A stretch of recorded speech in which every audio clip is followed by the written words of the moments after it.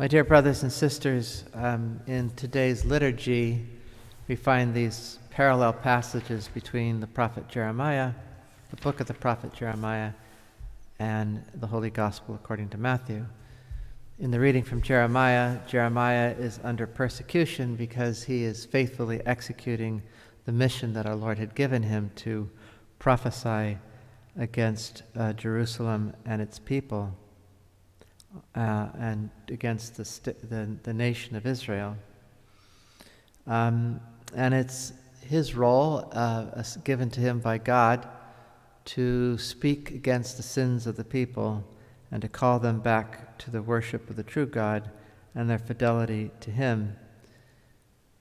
And our Lord is doing the same thing in today's gospel by speaking to them of they're being set free. They're being set free through the power of the one who was to come. And in both cases, the people don't want to hear it. And our Lord comments that no prophet is honored, is without honor except in his native place or in his own house. And we all have that experience that it's sometimes the most difficult people to speak with.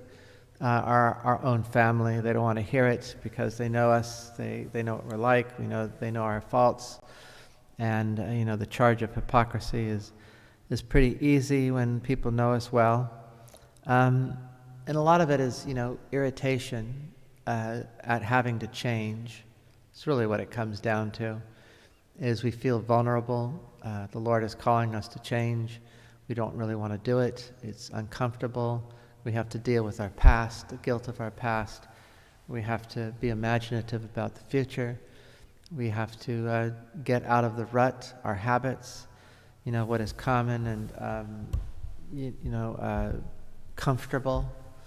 And that's difficult. So we come up with pretexts not to listen. In the case of Jeremiah, it's basically, who do you think you are, saying these things, speaking in the name of God.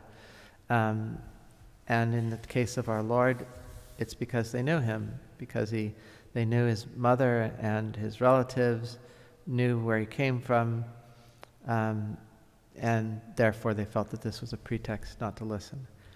So we need to open our hearts. St. Ignatius, was a worldly man. He was rich and powerful and a military man, didn't think much about God, didn't have time for it.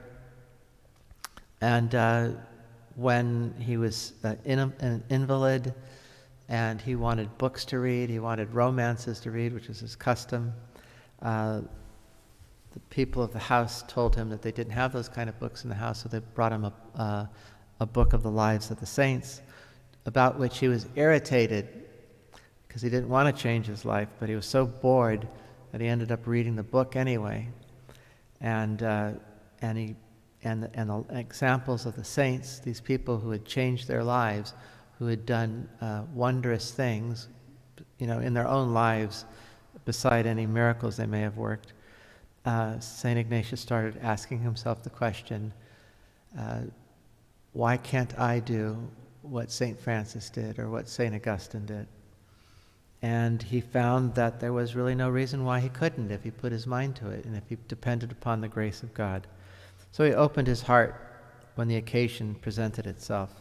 And we must do it as well each and every day as we recognize our Lord speaking to us prophetically in the people around us, in the circumstances, and in the Gospels and in the Scriptures, and in the examples of the saints. May the Lord give us his peace so that we might follow him all our lives.